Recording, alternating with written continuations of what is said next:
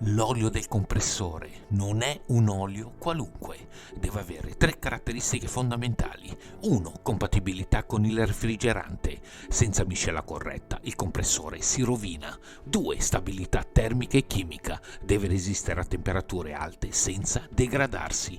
3. Lubrificazione perfetta. Protegge pistoni, cuscinetti e parte in movimento. I tipi di olio più usati: il minerale, vecchi impianti R22, il POE, moderni con R410A, R134A, il PVE, alternativa meno igroscopica. Ricorda, l'olio giusto fa la differenza tra un compressore efficiente e una rottura costosa. Je t'aime!